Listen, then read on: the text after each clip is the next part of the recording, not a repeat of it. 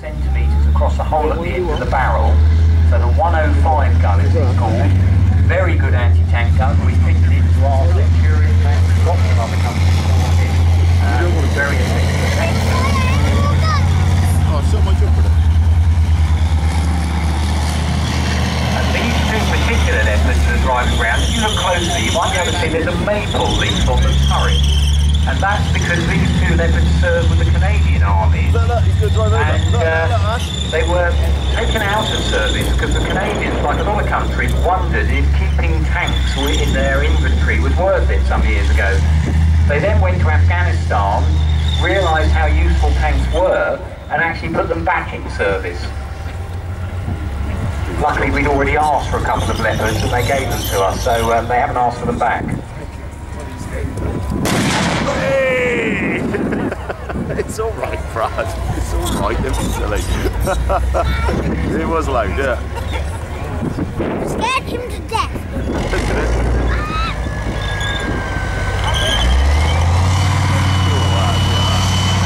Now, this particular version of the Leopard tank, it went through as many vehicles with lots of improvements during its production run, so different countries want different things with them. This one is the internal displays. Now this vehicle came to us from Shrivenham, the teaching college. That's where they teach soldiers at about major level about design issues, and once they'd finished with it, this earlier, a couple of months ago, with a number of other vehicles. 4 centimetres across the whole of the end of the gun barrel there, so 40 millimetres. A fairly powerful sized weapon, so it can take on lighter armoured vehicles as well as just supporting the infantry.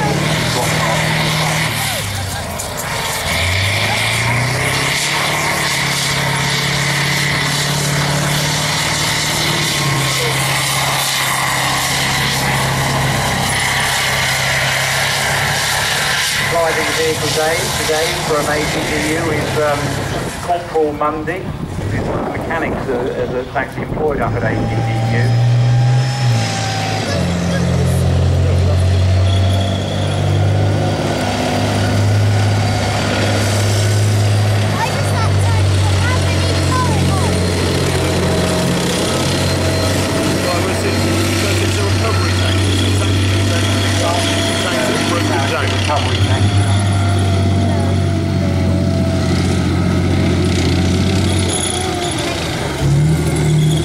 Earlier, like a lot of the vehicles, extra reactive armour bolted on the side,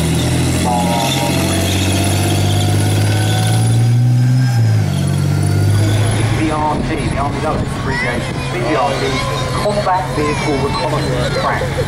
They design started way back in the 1960s, and again we go back to that school. I didn't. You can see one in the museum.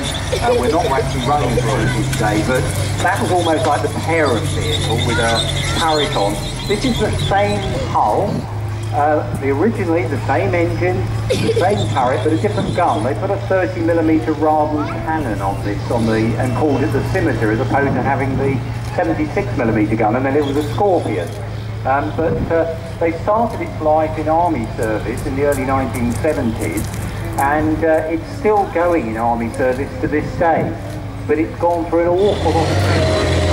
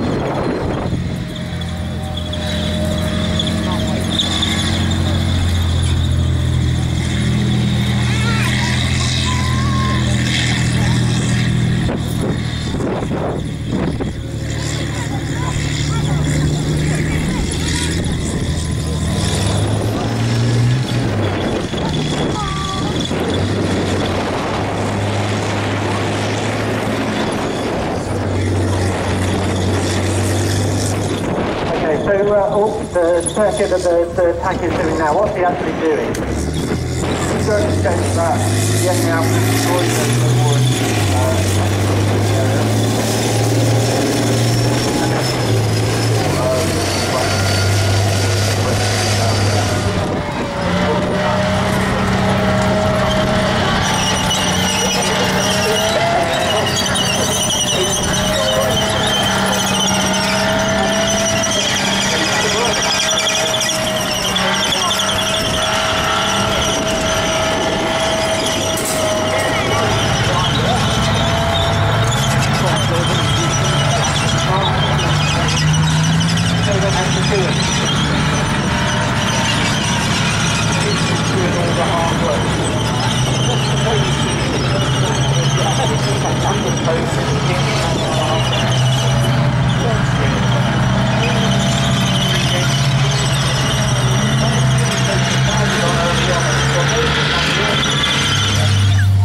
the tanks that were to replace the 900, that's how all tanks work. It's not that only they war. This particular tank was the tank commanded by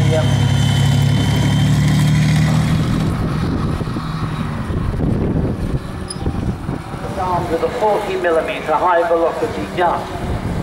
The version you're seeing is fitted with a 57mm 6-pounder. They had a bit of a problem because it was originally built in the college of our time. Now, when you see the Tiger now, it's hard to believe it's old as it is. This is a picture that she was captured in Tunisia by the British Army in 1943. But he's still quite a book in the museum. It's weighing in the region of 56 tons, has 100mm of frontal armour, his arms, the high velocity 88mm high. You'll see the road wheels interleave and overlap with one another. This is the main reason for spreading the weight, because it was so heavy, it was as much as the tank could do to bear the weight. So they put something like 3 wheels on each axle which interleaved and overlapped one another. The suspension is torsion bar, and like all German and American tanks in the Second World War, the drive stroke is the 2 wheels that actually light from the traction at the front, whereas on the Churchill, which has the central engine and the pellet run wheel on the back, drive stroke at the back. Those tanks would normally have a short side and a driver.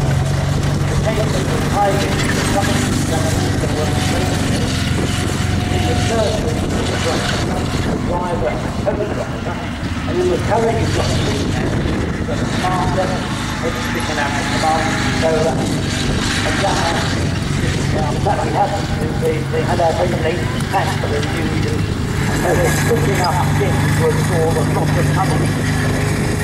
So the Churchill really is a very good tank.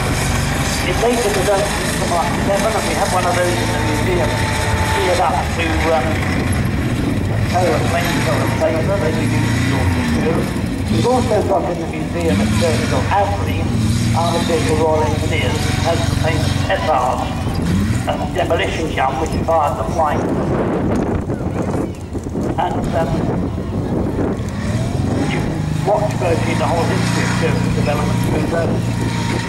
At the beginning they had a very poor reputation for unreliability. They usually found as soon as they cure one thing, something else. But one of the strange things you find with any tank is that however unreliable they appear to be during their gestation period, once they've got a dedicated crew whose lives depend on them, the improvement in their performance is absolutely remarkable.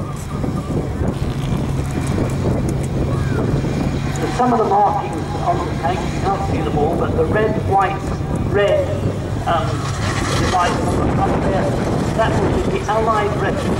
The majority of tanks in the Second World War always had rubber roads.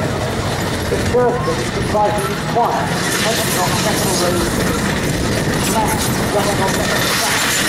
The noise inside is quiet.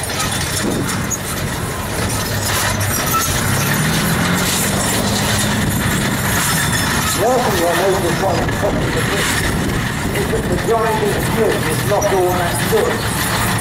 As you're looking at the tank, it's looking on the right, so it's a little bit of thing going out through a hole in the truck. You can't see the left or right because the tank goes away and then you go ahead. You're going out like the dog on the